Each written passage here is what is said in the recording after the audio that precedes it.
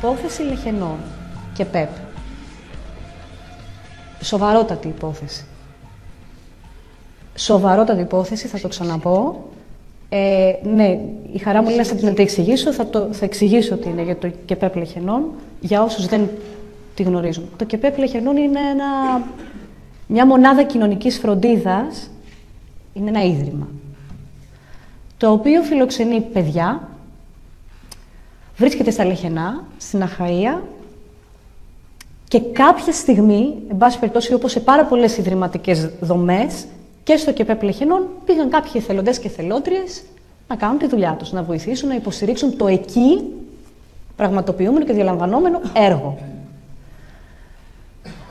Και είδανε καταστάσεις οι οποίες δεν περιγράφονται. Παραπέμπουν σε βασανιστήρια, με βάση αυτά τα οποία τα οριζόμενα από την CPT. Τα παιδιά είναι σε κουβούκλια, ήταν δεμένα δηλαδή, σε κουβούκλια, σε κρεβάτια, τα οποία είναι πάρα πολύ ψηλά, δηλαδή έχουν επιτύχει, ας πούμε, γύρω-γύρω, σαν κρεβάτια κλειδιά. Δεμένα, με αφόρητη δυσοσμία, μια κατάσταση τραγική. Αυτό σε μία από τις μονάδες κοινωνικής φροντίδας, η οποία έτυχε να δημοσιοποιηθεί από μια καταγγελία εθελοντών και εθελοντριών. Πήγε ο συνήγορος του πολίτη. Έβγαλε πόρισμα. Γίνανε τα Special Olympics, η αντίφαση το 2011. Πότε γίνανε τα Special Olympics, δεν θυμάμαι κιόλας, αρχίζω να γερνάω. Το 2011 ήρθε πάλι, υπογράψαμε εκκλήσεις. Και συμβαίνει το εξής. Ενώ προφανώς και έχει κινηθεί και μία, ας πούμε, εισαγγελική και ποινική διαδικασία, προσωπικά δεν είμαι αυτή τη στιγμή σε θέση να σας πω πού βρίσκεται αυτή η διαδικασία και τι κάνει κτλ. Διαβάσαμε στην έκθεση το αμύθιτο ότι μέσα σε όλα, στην έκκληση, στο petition που υπογράψαμε όλοι, και εγώ μέσα σε αυτούς, να προσληφθεί και επιπλέον προσωπικό. Σε πρώτο υλικό. Είμαι ο τελευταίος άνθρωπος που θα πω να μην προσληφθεί επιπλέον προσωπικό. Αλλά όταν έχεις μία τέτοια βάσανο, λυπάμαι, αλλά πολιτικά η λύση δεν είναι φέρτε παραπάνω ανθρώπους για να συνεχιστεί το κολαστήριο. Κατά την ταπεινότατη γνώμη μου, ήταν λάθος. Ή θα είσαι από εδώ, ή θα είσαι από εκεί. Αν θες να είσαι στη μέση, κάνεις άλλα πράγματα διαμαρτυρίας. Τα λεφτά προσπαθούμε και το προσωπικό, γιατί το τεράστιο πρόβλημα είναι η έλλειψη προσωπικού. Το τεράστιο πρόβλημα είναι και δεν είναι απλά αν η πρακτική είναι σωστή ή όχι. Θα έχουμε ένα επιστημονικό... Με συγχωρείτε παιδιά, δεν διαφωνώ. Δεν διαφωνώ σε αυτό. Αλλά σας λέω ότι αυτό είναι και λίγο μια ιστορία επιστημονοσύνης. Δεν είναι επιστημονικό ζήτημα η καταπάτηση ανθρώπινων δικαιωμάτων. Ρε παιδιά, αυτό ακριβώς, αλλά πρέπει κάποιος να το πει αυτό. Ο συνήγορος του πολίτη το έχει πει από το 2009. Ευρωπαϊκές οργανώσεις... Αφού σας λέω, ρε παιδιά, ξέρετε ότι για κάθε παιδί... Μισό λεπτό, έχετε καταλάβει τι συμβαίνει αυτή τη στιγμή. Ξέρετε ότι είναι ένας άνθρωπος αναθάλαμο. Ξέρετε ότι τα παιδιά αυτά είναι κατάκητα, τα έχετε δει όλοι. Ωραία. Ξέρετε ότι πρέπει να αλλάζουν, ξέρετε ότι έχουν ανάγκη από 300 πάνες τη μέρα. 60 παιδιά και σήμερα δεν είχαν ούτε τις πάνες να πάρουν. Τι ακριβώς Ξέρετε ότι κάποιοι από αυτούς δεν θα έπρεπε να είναι δεμένοι και να μην χρειάζεται πάνελ. Μισό λεπτό, δικαιολογώ τίποτα. Όχι, αλλά μην επιτίθεστε. Εγώ δεν επιτίθεμαι, αλλά να συνεννοηθούμε όλοι εδώ. Να προτείνω κάτι. Εφόσον ζητάτε επιστημονική τεκμηρίωση, είσαστε ανοιχτοί σε επιστημονικές τεκμηριώσεις και από άλλους επαγγελματίες? Προφανώς. Το δεχόμαστε και σας δεσμεύουμε πάνω σε αυτό. Προφανώς, γιατί να μην δεσμευτώ. Πολύ ωραία. Όποιο ψυχίατρο και να ρωτήσετε θα σας πει ότι αυτό είναι.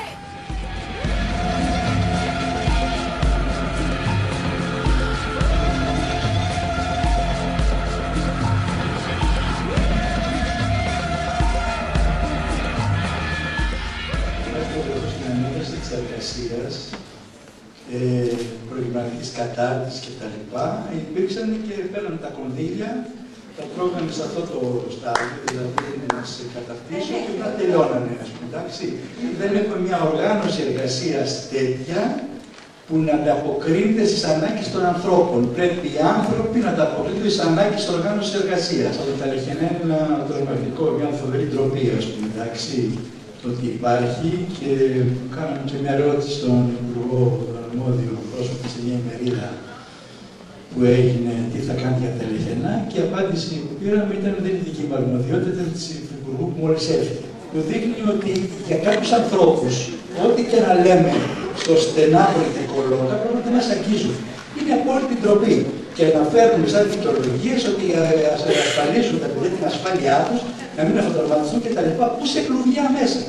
Σε κλουβιά μέσα είναι απίστευτο αυτό το πράγμα που συμβαίνει ακόμα και τώρα, γινόταν όλα αυτά τα χρόνια και δεν κρατεί επανειλημμένα και δεν υπήρξε κανείς που πραγματικά να ευαισθητοποιηθεί, να υπάρχουν τουλάχιστον κριτικές στα ψυχιατρική κοινότητα να πει ότι δεν είναι δυνατόν αυτό το πράγμα να γίνεται. Τι θέλει, κάθε ένα τέτοιο παιδί, ναι, αυτές οι πολυπλοκότητες των αναγκών των ανθρώπων είναι αυτές. Θέλει 2 νοσηλευτές δίπλα του, όχι 1, θέλει 2. Αυτή η κοινωνία πιστεύει πρέπει να το πάει στο θάλαμο των αερίων ή να του πάρει τους 2 νοσηλευτές. Γιατί εκείνη το θέμα. Στο κλουβί είναι μια ενδιάμεση κατάσταση μεταξύ των 2 νοσηλευτών που έχει ανάγκη και του θαλάμου των αερίων. Γιατί έχει γίνει στην ιστορία αυτό. Λοιπόν, στη Λέρο κάποτε μια ψυχιάτρος είχε πει τι φωνάζετε για τη Λέρο. Αν ήταν αλλού θα τους είχαν κάνει σαπούνι. Εδώ τους ταΐσαμε, τους είχαμε. Για τη Λέρο. Λοιπόν, αυτή τη στιγμή υπάρχει ένα σκάνδαλο που γίνεται δίπλα μας κάθε μέρα σε αυτά τα ιδρύματα. Οι ζωές που βασανίζονται, που τους επιδεινώνουν με πολύ χειρότερη μεταχείριση που τους κάνει το σύστημα, αν θέλετε, και χρειάζεται πραγματικά κοινωνική κινητοποίηση, κοινωνική εγρήγορση σε αυτό το πράγμα για ό,τι πρόκειται να γίνει. Γιατί αυτό το πράγμα φυσικά δεν περασπίζεται από τους ανθρώπους που έχουν δουλειές εκεί πέρα μέσα, τους ανθρώπους οι οποίοι περνάνε καλά έρχονται στους ανθρώπους εκεί πέρα μέσα στο κλουβί, γιατί δεν δεσμεύονται, δεν διατίθενται να είναι δίπλα τους και να κάνουν πράγματα μαζί τους. Είναι ένα ολόκληρο σύστημα που δουλεύει έτσι. Λοιπόν, τι κάνουμε σε αυτό το πράγμα? Το σχολιάζουμε, το λέμε για μια ακόμη φορά και αυτό θα συνεχίζεται. Και θα επεκτείνεται. Γιατί θα πάρει και άλλες κατηγορίες ανθρώπων που δεν θα υπάρχουν νοσηλευτές να κάτσουν δίπλα τους, αν είναι δεμένοι όλη μέρα. Όπως είδες στα ψυχιατρία σήμερα, μπαίνεις μέσα ακόμα και με εκούσια νοσηλεία και σε καθυλώνουν. Γιατί αυτό γίνεται. Σαββατοκύριακο δέστον μέχρι τη Δευτέρα. Στο δεύτερο θα τον δεις, θα τον δέσεις. Λοιπόν, και ούτω καθεξής. Αυτή είναι η κατάσταση. Η μηχανική καθήλωση πάει και δεν είναι. Δηλαδή να υπάρχει μια ανθρώπινη κοινωνία, μια επαφή, ας πούμε, και μια κατανόηση των αναγκών του άλλου. Εγώ θα έλεγα ότι το πιο ωφέλιμο και για σας για να γίνει, να προχωρήσει κάτι, είναι να συλλέξει ο κ. Σαββούλας από το γραφείο του Υπουργού όλη την πληροφορία με όλα τα ερωτήματά σας. Εμείς τώρα κάναμε μία αναζήτηση αν έχει απαντηθεί αυτό το έγγραφο στην αρμόδια διεύθυνση. Δυστυχώς η Γενική Διευθύντρια είναι στο πειθαρχικό. Δεν μπορέσαμε να λάβουμε. Ναι, Γενική Διευθύντρια. Η κυρία Ραϊδη. Γιατί καταχωρήθηκε προς αυτήν δεν ξέρω. Αν έπρεπε να πάει εκεί. Γι' αυτό, λοιπόν. Εγώ μπορώ εδώ και μπροστά στο βίντεο που γράφει έτσι να κανονίσουμε. Όχι, γιατί εμένα μου αρέσουν αυτά. Ωραία. Ο Σαββουλάς λοιπόν να αναλάβει το συντονισμό αυτής της, δηλαδή να συλλέξει όλα αυτά τα στοιχεία. Εμείς έχουμε και εκπρόσωπο που ασχολείται με την ψυχική υγεία στο κομμάτι για τα ερωτήματα που θέσατε. Όχι, για την κυρία Αναστοπούλου λέω. Το κομμάτι του τι κάνει το Υπουργείο Υγείας ως προς την ψυχική υγεία, να σας το πούμε. Ναι. Έτσι, και το τι κάνει μετά η πρόνοια που συναντήσατε, λίγο να ξεκαθαρίσουμε όλα αυτά. Ναι, και να οριστεί μια νέα συνάντηση. Να ορίσουμε τώρα λοιπόν στο βίντεο, αν θέλετε, το ραντεβού για να είμαστε όλοι εντάξει. Ωραία. Αλλά αν θέλετε να κάνω μια δήλωση τώρα πολιτική από τις βλαμμένες που κυκλοφορούν, δεν θα την κάνω. Μπορώ να σας πω λοιπόν ότι δεν ξέρω το θέμα. Το συγκεκριμένο. Δεν θέλουμε γιατί ξέρω πολύ λίγα από όταν με προβλημάτισε προσωπικά. Ωραία. Γι' αυτό και σας μιλάω και ρωτήστε και την κυρία Μάτσα που γνωριζόμαστε προσωπικά πριν έρθω εδώ. Έτσι. Εγώ έχω μάθει σε χώρες που κινούμαι να μπορώ να ξαναπάω. Έτσι. Αυτό θέλω να κάνω. Εγώ πρέπει να φύγω γιατί έχουμε πάνω δουλειά. Εγώ είμαι η Βάσο Ηλιάκου και είμαι υπεύθυνη του ιδιαίτερου γραφείου του Υπουργού. Λοιπόν, ό,τι θέλετε, από τον κύριο Βουλά θα έχετε τα τηλέφωνά μου. Ό,τι θέλετε. Να ενημερωθεί ο Υπουργός για κάθε αυτολεξή που λέμε. Ακριβώς, με τον κύριο Βουλά να είστε ειδικά από τα παιδιά, για το συγκεκριμένο ζήτημα των λεχενών, θα ξέρουν τα πράγματα όσο κανένας άλλος. Θέλω να κερδίσετε χρόνο, γι' αυτό και λέω να μιλήσετε με τον κύριο Βούλα, να κάνει όλη την αναζήτηση για το υλικό που χρειάζεται, να οριστεί νέα συνάντηση, ο Υπουργός παράλληλα θα ενημερώνεται και μετά πια στο τραπέζι να καθίσουν όλοι όσο αφορά το ζήτημα και ό,τι αφορά το δικό μας Υπουργείο. Εντάξει, και όπου μπορούμε αλλού να βοηθήσουμε και στα άλλα Υπουργεία θα το κάνουμε. Γιατί και ο Υπουργός. Ακόμα και στην Κυβερνητική Επιτροπή, σας παρακαλώ. Δεν είναι ζητήματα που πρέπει κάποτε να λυθούν. Ωραία. Ευχαριστώ πολύ. Αυτό, επειδή είναι έτσι το θέμα, θα πρέπει να είναι πάντοτε σε συνεννόηση με το Υπουργείο Εργασίας. Ναι, γιατί έχει αφορά και να μεταφερθούν τα ιδρύματα αυτά πάλι στο Υπουργείο Υγείας. Ναι, αυτό τώρα θα τα δούμε. Πρέπει να υπάρξει ένα συντονισμό, αυτό εννοώ. Αυτό συζητάμε και εμείς εδώ σαν Υπουργείο, ότι η πρόνοια πρέπει να γυρίσει στον χώρο της. Ήταν εδώ και έφυγε. Πώς τα σχολεία συγχωνεύτηκαν. Εγώ το ξέρω. Μα έχει να κάνει και με τακτικές σε εργαζομένους μέσα. Η πρόνοια θα πρέπει να ήταν λίγο πιο ελαστική με τα παιδιά της. Εγώ απλώς δηλώνω, δεν θα το αφήσουμε το θέμα μέχρι να λυθεί. Θα μας βρίσκεται με οτιδήποτε κοινοτοποίηση μπροστά. Όχι, δεν το λέω απειλητικά. Όχι, εμένα μ' άρεσε. Δηλωτικά το λέω. Καλό θα ήταν να ήμασταν ήδη ενημένοι. Έτσι και να έχουμε ήδη απαντήσει. Εντάξει, εδώ φτάνουν κάθε μέρα πόσα θέματα. Σας είπα εξ αρχής ότι δεν είμαι ο μόνος συνεργάτης του Υπουργού και δεν είμαι ο μόνος που διαβάζει. Δεν ρίχνω την ευθύνη σε εσάς. Δεν ρίχνω την ευθύνη σε εσάς. Απλώς από εδώ και πέρα αρχίζετε και παίρνετε και ευθύνη. Είπατε ότι θα μας ξεκαθαρίσετε και εμάς γιατί θέλουμε να μάθουμε τι πρόκειται να γίνει και πόσο εμπλέκεται το Υπουργείο Υγείας και πόσο το Προμίας. Ακριβώς για να τα σημειώσετε και στην κάμερα τι θα απαντήσω στην επόμενη συνάντηση. Εντάξει. Όχι άλλο κάμερα. Σας ευχαριστούμε. Από την αυτοεκπροσώπηση να βάλω ένα θέμα ότι θα ζητάμε αποστηλοποίηση και επανένταξη για τους ανθρώπους. Ναι. Θέλει μικρές κοινότητες, θέλει τελείως αλλαγή. Αυτά τα μεγάλα κέντρα πρέπει να κλείσουν. Στο θέμα της αποστηλοποίησης, το πρόγραμμα του ΣΥΡΙΖΑ που δεν το ξέρω σε βάθος γιατί δεν είναι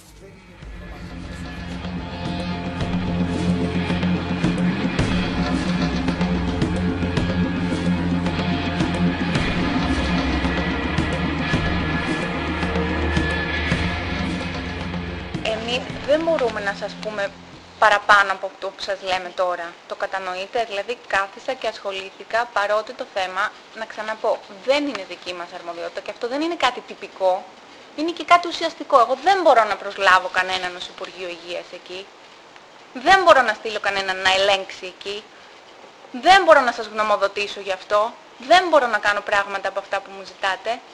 Καταλάβατε, το μόνο που μπορώ να διαθέσω, σας ξαναλέω, από μια ψυχική υγεία που καταραίει, παρά την προσπάθεια του ψυχαργός αυτή τη στιγμή, το πρόγραμμα της ψυχιατρικής μεταρρύθμισης από το 80. Παρά λοιπόν αυτή την προσπάθεια, αυτή τη στιγμή... Ναι, δεν νομίζω. Ο κύριος διαρκώς, δεν ξέρω αν το έχετε καταλάβει. Να είμαστε. Ίσως είναι το έχουμε συμφωνήσει αυτό. Ίσως είναι πιο κοντά. Το έχουμε συμφωνήσει αυτό, κύριε. Θα σας ξαναπούμε. Να ξαναπούμε ότι δεν είναι δική μας αρμοδιότητα, αρμοδιότητα, γιατί είδατε ότι τελικά δεν μας καταλαβαίνετε και γι' αυτό δημιουργείται η ένταση. Αν κάτι δεν έχουμε διατυπώσει καλά, να το ξαναπούμε με άλλες εκφράσεις. Εντάξει. Ότι δεν είναι δική σας αρμοδιότητα. Μα είπατε ότι δεν ξέρετε τίποτα. Αυτό και ότι θα μας απαντήσετε σήμερα. Ποιος θα αμφισβητεί αυτό? Και ποιανού αρμοδιότητα είναι και πώς το κάνει. Και ότι υπάρχει, από όσο ξέρω, ένας διαγωνισμός σε εξέλιξη για 6 μετατροπές σε δωμάτια αυτών των κλουβιών, σε δωμάτια άλλου τύπου. Το οποίο δεν ξέρω βέβαια. Από την προηγούμενη δεν ξέρετε αυτό το θεραπευτικό ποιο είναι. Όχι, όχι, δεν ξέρω το θεραπευτικό. Δεν θα συμφωνήσω. Εκεί που θέλετε εσείς θα συμφωνήσω αυτά που ξέρω. Όχι, αν θέλετε κάποια άποψη σαν Υπουργείο, ποια πολιτική στην ψυχική υγεία και στην αντιμετώπιση των ανθρώπων με πολύπλοκα προβλήματα. Αυτά είναι εξαγγείλατε. Είναι δημοσιευμένα. Συνέδρια. Σαν πολιτική εδώ για το Υπουργείο. Και προχθές είχε γίνει σεμινάριο. Βεβαίως υπάρχει. Υπάρχουν συγκεκριμένες οδηγίες για τα περιοριστικά μέτρα που χρησιμοποιούνται και από την Επιτροπή Δικαιωμάτων και από το ΚΕΣΥ. Τα περιοριστικά μέτρα. Περιοριστικά μέτρα. Είστε υπέρ των περιοριστικών μέτρων, υπέρ των καθυλώσεων. Είστε υπέρ των καθυλώσεων. Εσείς είστε τελείως κατά? Ναι, το έχω καταργήσει εγώ. Όταν ήμουν στο Δαφνί δεν κάναμε καθόλου καθυλώσεις. Και είναι δυνατόν αρκεί να θέλεις. Εάν θέλετε, επειδή η δική μου η άποψη... υγεία και είσαστε υπέρ των καθυλώσεων. Δεν είμαι υπέρ των καθυλώσεων, ούτε είμαι και κατά των καθυλώσεων συνολικά όμως. Εντάξει, κατανοητό. Υπάρχουν δικαιώματα κατοχυρωμένα. Συμφωνώ. Που εδώ δεν είναι μόνο τα λέχαινα. Θέλω λίγο να πάμε. Είναι όλα αυτά τα ίδια. Σε ποια αναφέρεστε? Και κλειστά θεραπευτικά κέντρα χρονίων παθήσεων. 5 στην Αττική, 4 στη Στερεά Ελλάδα, 3 στη Θεσσαλία, 5 στη Δυτική Ελλάδα, στην Ήπειρο 4, στα Ιόνια 1, Κεντρική Μακεδονία 4, Ανατολική Μακεδονία Θράκη 4, Δυτική Μακεδονία 1, Βόρειο Αιγαίο 1, Νότιο Αιγαίο 2, Κρήτη 6. Και δεν θα πρέπει να πούμε. Στο 7ο το ξέρετε, στο Δαφνί που είναι όλοι δεμένοι 19 παιδιά. Το γνωρίζετε που είναι ψυχική υγεία, το 7ο. Ναι, το γνωρίζω. Είναι όλοι δεμένοι, το ξέρετε αυτό. Και εμείς λοιπόν στείλαμε το έγγραφο και στον Υπουργό κ. Κουρουμπλή και στον αναπληρωτή Υπουργό κ. Ξανθό. Και μετά στο... Για τα λεχενά λέμε τώρα. Για τα λεχενά και όλα τα άλλα. Δεν είναι του Υπουργείου μας. Το έχω διαβάσει, αλλά δεν είναι του Υπουργείου μας. Αν τότε το έχετε δώσει στο εργασίας, στη Γενική Γραμματέα Πρόνοια. Παντού. Και εκείνοι μας είπαν λοιπόν ότι έχουν στείλει ερώτηση σε εσάς εδώ, να απαντήσει μια επιτροπή από εδώ, κάποια επιστημονική επιτροπή, δηλαδή από εδώ στο Κοινωνικής Πρόνοιας, Εργασίας κλπ. Για το κατά πόσον είναι μεθοδολογικά και θεραπευτικά σωστό να καθυλώνονται. Αυτό θα πρέπει να το δω με τον κύριο Τομαρά που είναι ο πρόεδρος της Επιτροπής. Τον γνωρίσατε, ήσασταν δίπλα του. Γιατί αυτό έχει γίνει μπούκινο σε όλο τον κόσμο και έχει καταγγελθεί. Το να μας λέει κάποιος ότι στέλνω στην επιστημονική ή στο κάποια επιτροπή τέλος πάντων ψυχικής υγείας, στο Υπουργείο Υγείας, να μας απαντήσουν για το αν είναι σωστή αυτή η μέθοδος ή όχι, είναι λίγο εξοργιστικό από μια κυβέρνηση της αριστεράς. Δεν μπορώ να καταλάβω τι σας έχει, δεν ξέρω. Αυτή η επιτροπή είναι μια ανεξάρτητη επιτροπή. Λοιπόν, κάποιες απαντήσεις. Η ειδική επιτροπή δεν είναι ούτε υπηρεσία. Είναι υπέρ. Είναι γνωστή, βεβαίως. Έχω όλα τα κείμενά της. Είναι φοβερό. Όλα τα κείμενά της τα έχω σας τα φέρω. Θέλετε να στείλω με mail της γραμματείας του Τομαρά υπέρ των καθυλώσεων με πρωτόκολλο. Εντάξει, επειδή εδώ το θέμα είναι ότι έχουμε ξεφύγει λιγάκι. Από πού ξεφύγαμε? Εγώ δεν ξέρω. Από την αρμοδιότητά σας. Ορίστε. Έχετε να μας πείτε έτσι παρεπιπτόντως κάτι που να έγινε αυτό το διάστημα που είναι στην αρμοδιότητά σας και να έγινε μια κίνηση για αλλαγή αυτού του πράγματος συγκεκριμένη, ορατή, σε ποιο τομέα? Σε ποιο τομέα που είναι στην αρμοδιότητά σας άλλαξε το τόσο δα? Θέλετε ένα πολιτικό απολογισμό του Υπουργείου εσείς τώρα. Όχι, συζητάμε. Εγώ ξέρω τι γίνεται στο Δαφνί, τι γίνεται στο Δρομοκαΐπιο. Κάθε μέρα ξέρω τι γίνεται. Άρα θέλετε ως την επιδείνωση μιλάμε. Άρα η ερώτηση σας είναι προς την ψυχική υγεία. Έχετε μια πολιτική λέτε και κάνουμε αυτό ή εκείνο. Μου λέτε είστε υπέρ των καθυλώσεων, να έχουμε πρωτόκολλο.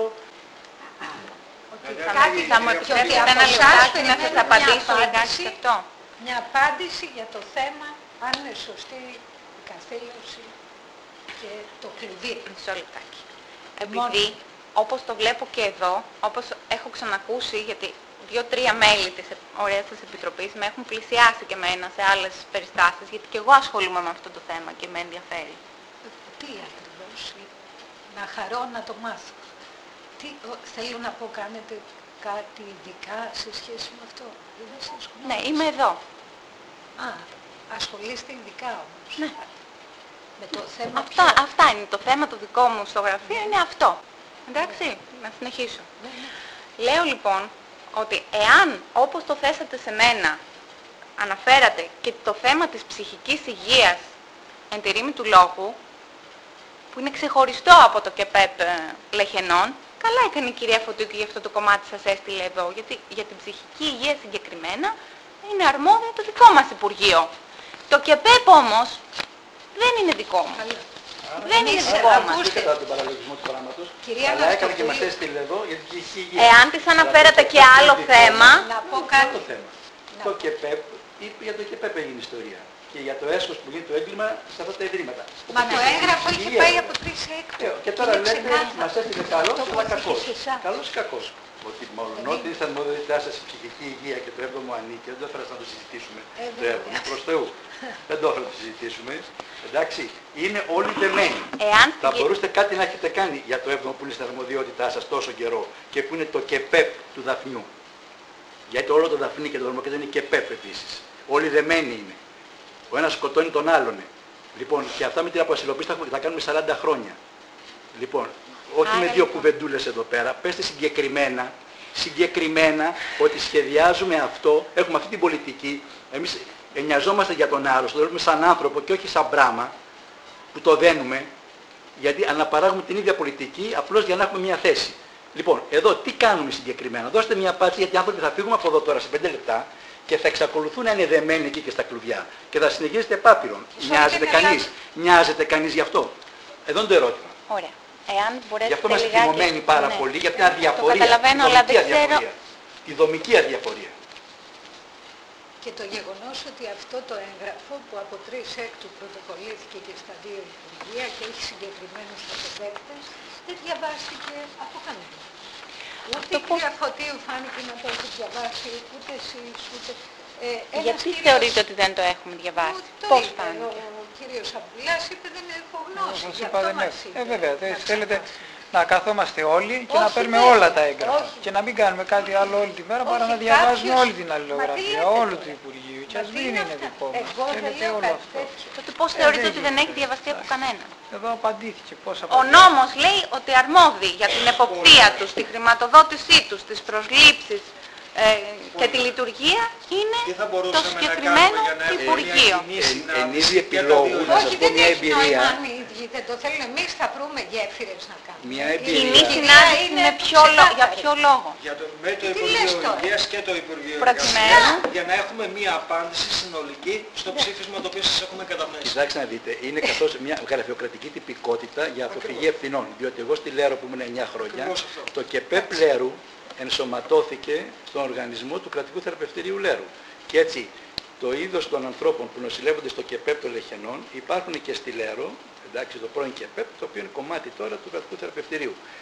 Άρα η Υπηρεσία Υγείας και το Υπουργείο εδώ πέρα το συγκεκριμένο Υγείας ασχολείται με το κουθουλού, άρα με ασθενείς αντίστοιχους με αυτού του ΚΕΠΕΠ, είναι τελείως γραφειοκρατική αγκύλωση, ας πούμε, προς αποφυγή του ζητήματος. Πάρ' το εσύ άλλο Υπουργείο, άρα εγώ δεν έχω καμία ευθύνη, ο άλλος που είναι, εγώ δεν ξέρω από υγεία, γιατί φυσικά, τι να ξέρει Υπουργεία και ποια είναι η προσέγγιση θεραπευτική, ας πούμε, σε αυτούς τους ανθρώπους που έχουν πολύπλοκες ανάγκες και θέλουν ακριβώς πόρους, πάρα πολλούς, προσωπικό εκπαιδευμένο και μην τα λέμε τώρα. Απλώς να συντηρούνται για να συντηρούν κάποιες θέσεις εργασίας εκεί πέρα. Τολμάει κανείς να κουμπίσει τα πράγματα? Θα ήθελα να έχετε δίκιο. Στους 5 μήνες που είμαστε εδώ αδυνατούμε να λύσουμε το πρόβλημα των δεκαετιών της ασυλοποίησης. Το προσεγγίσετε, λέει. Το προσεγγίζουμε, κύριε, αλλά δεν νομίζω ότι έχουμε βρεθεί εδώ για να απολογηθώ για τη συνολική πολιτική του Υπουργείου. Με βάζετε σε μια κατάσταση να απολογηθώ όμως με την χειρισμό σας. Νομίζω πρέπει να λήξει και ξαναρωτώ. Επειδή λέτε ότι είναι γραφειοκρατικό ζήτημα, πώς θέλετε να κάνουμε κινήσεις για τα Λεχενά, συγκεκριμένα πράγματα? Όχι, δεν θα βρω. Εσείς είστε εδώ και φωνάζετε, γιατί εγώ σας λέω μισό λεπτό, κύριε, σας παρακαλώ. Εγώ σας εξηγώ ότι δεν μπορώ να κάνω κάτι και εσείς επιμένετε να κάνω κάτι. Σας ρωτώ τι θέλετε να κάνω. Λοιπόν, και δεν θέλω να είστε μόνο εσείς, ρωτώ εσάς προσωπικά όλους σας. Είστε ομάδα. Λοιπόν, κάτι που λείπουν και οι άλλοι, αλλά εκφράζει όλους, το τι θέλουμε. Θέλουμε, όχι μόνο από εσάς, δεν είστε αρμόδιοι. Όχι από μένα, από εμάς, εδώ σαν Υπουργείο. Τότε και από εσάς. Παρακαλώ.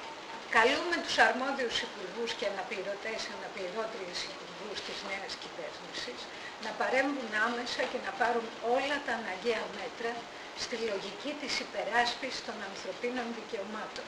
Να μεριμνήσουν για την άμεση και ριζική αλλαγή της κατάστασης στο κολαστήριο των Λεχενών και σε όποιο άλλο παρόμοιο είναι το ψήφισμα, να συγκροτήσουν μια πολιτική και ένα σχέδιο προς άμεση εφαρμογή που θα αντιμετωπίσει το ζήτημα στη λογική της αποϊδρυματοποίησης και της κοινωνικής επανένταξης και να λάβουν υπόψη την πάγια θέση και πρόταση του συνήγορου του παιδιού και του πολίτη που είναι κομμάτι αυτής, η μετεξέλιξη των κέντρων αυτών σε μονάδες φιλοξενίας μικρής δυναμικότητας και έχετε μάθει για το θέμα των soft rooms που είχαν εξαγγελθεί, τι έχει γίνει? Δεν έχουμε απάντηση. Από ποιον? Μας είπε εδώ ο συνεργάτης σας να το σταματήσουμε, ούτε αυτό είναι σωστό να γίνει. Ποιο? Τα soft rooms που σας είπα ότι ξέρω ότι πάνε να γίνουν 6 τέτοια και μου λέτε είστε υπέρ. Άμα είναι να δώσουμε 15.000 που είχε πει ο κύριος Κατρούγκαλος να κάνουμε soft rooms. Δεν ξέρω, εγώ είπα απλά ότι είναι ένας διαγωνισμός σε εξέλιξη και με αγρία. Να δώσετε 15.000 να μας πείτε δεν έχετε λεφτά. Να πάρει το λόγο, να δίνουμε το λόγο.